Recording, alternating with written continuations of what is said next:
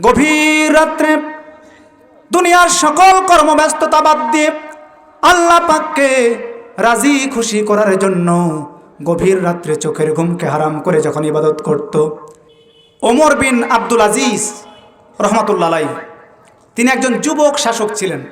মাত্র ৩৯ বছর বয়সে শত্রুরা তাকে বিষ প্রয়োগ করে হত্যা করেছে, শহীদ করে দিয়েছে। তিনি এতটা ন্যায়পরায়ণ ছিলেন, তারপরেও তার মৃত্যুর পরে একটা অভিযোগ করা হলো যে তিনি নাকি রাষ্ট্রীয় কোষাগার থেকে, বাইতুল মাল থেকে রাষ্ট্রীয় সম্পদ ধন দৌলত আত্মসাৎ করেছে এবং একটা ঘরের ভিতরে গোপনে রেখে দিয়েছে। তার মৃত্যুর পরের ঘটনা। পরবর্তী খলিফা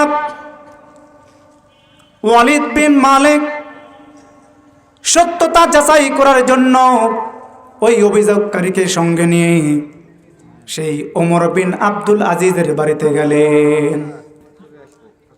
বন্ধ ঘরটা খুলে ফেললেন। ঘরের ভিতরে প্রবেশ করার পরে সেই ঘরের ভিতরে কিছু জিনিসপত্র পাওয়া গেল। একটা চামড়ার তৈরি চেয়ার ছিল, একটা পিতলের বদনা ছিল। সেই ধন দৌলত দেখেন কেমন ধন দৌলত ছিল। সেই ঘরের ভিতরে পাওয়া গেল খেজুর পাতার তৈরি একটা চাটাই, যে চাটাইটা নামাজের জন্য ব্যবহার করা হতো। 4টি পানির কলসি ছিল। সেই ঘরের ভিতরে ছাদের উপর থেকে ঝুলন্ত রাখা হয়েছিল একটা শিকল, আর সেই শিকলের নিচের দিকে একটা গোলাকার বেরি পরানো ছিল। তার কারণ হলো সেই ন্যায়পরায়ণ শাসক ওমর বিন আব্দুল আজিজ গভীর রাত্রে দুনিয়ার সকল কর্মব্যস্ততা বাদ দিয়ে আল্লাহ পাককে রাজি খুশি করার জন্য গভীর রাত্রে চোখের ঘুমকে হারাম করে যখন ইবাদত করত, তাহাজ্জুদের সালাত আদায় করত, ওমর বিন আব্দুল আজিজ তার যেন ক্লান্তি না আসে, ঝিমুনির কারণে ইবাদত করতে যেন কোনো ব্যাঘাত না ঘটে, ঘুমকে তাড়ানোর জন্য ওই লোহার শিকলের বেরির ভিতরে তার মাথাটা ঢুকিয়ে দিত যখন তিনি ক্লান্ত হয়ে যেতেন।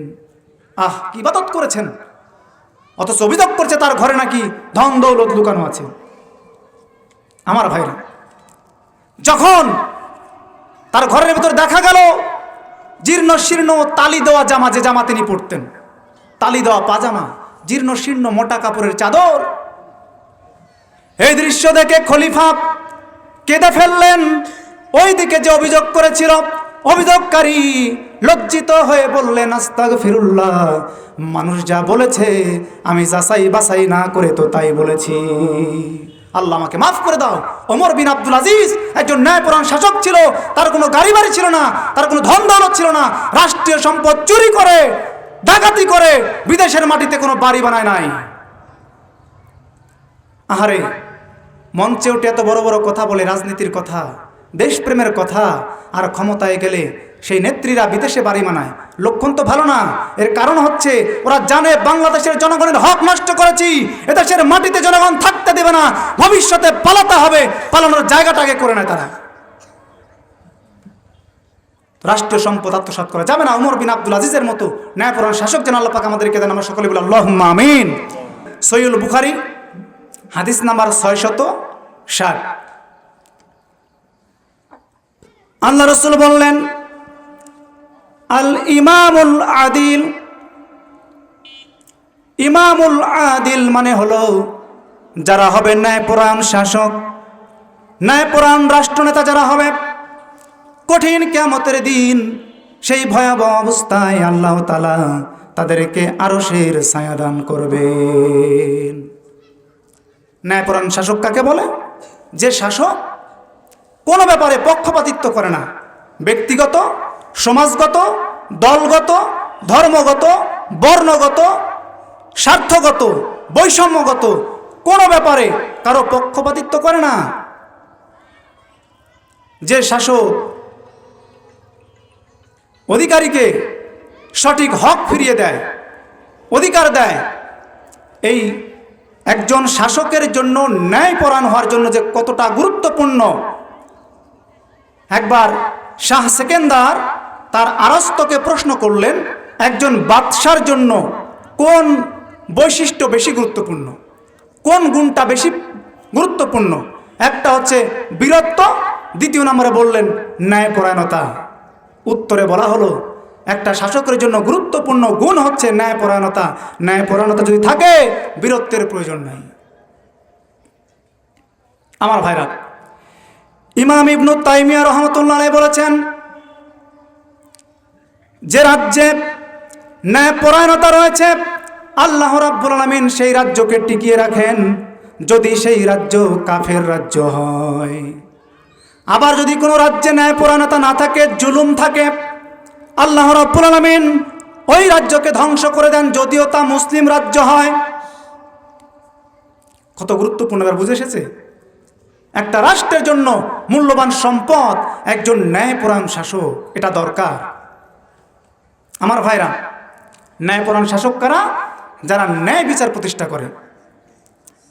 আল্লাহ রাব্বুল আলামিন সূরাতুন নিসার ভিতরে 58 নম্বর আয়াতে বলছেন, ওয়াইজা হাকামতুম বাইনান নাস আন তাহকুমু বিল আদল। তোমরা যখন মানুষের মাঝে বিচার করবে, ন্যায়পরায়ণতার সঙ্গে বিচার করবে।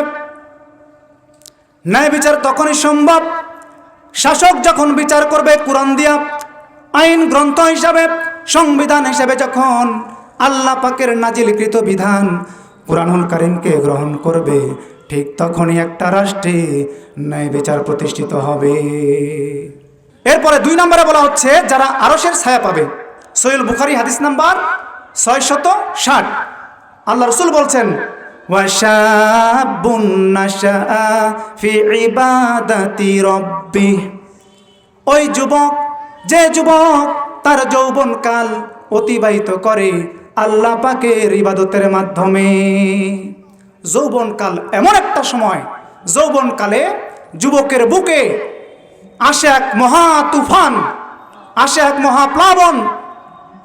প্লাবন যখন আসে, প্লাবন কিন্তু হিসাব করে না কার বাড়ি ডুবে যাবে, কারটা থাকবে। তুফান যখন আসে চিন্তা করে না কার ঘর বাড়ি উড়ে যাবে। তো যুবকদের বুকে যখন তুফান আসে, প্লাবন আসে, এইটাকে কন্ট্রোল করতে হবে, ধৈর্য ধারণ করতে হবে। আল্লাহর ইবাদতের মাধ্যমে আল্লাহর রাস্তায় তোমার সেই যৌবনের শক্তি, যৌবনের বুদ্ধি ব্যয় করতে হবে। আমরা মনে করি শুধু সালাত আদায় করলেই মনে হয় ইবাদত হয়ে গেল। সালাত তো আদায় করতেই হবে, ইবাদত আরো রয়েছে যুবক। আল্লাহ রাব্বুল আলামিন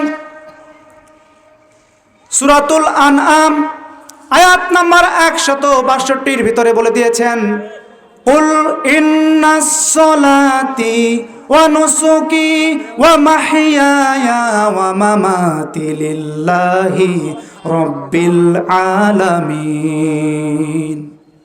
হে নবী, আপনি বলুন, আমার নামাজ, আমার সালাত, আমার কুরবানি, আমার জীবন, আমার মৃত্যু সব কিছু হবে বিশ্বজাহানের প্রতিপালক আল্লাহ তাআলার জন্য।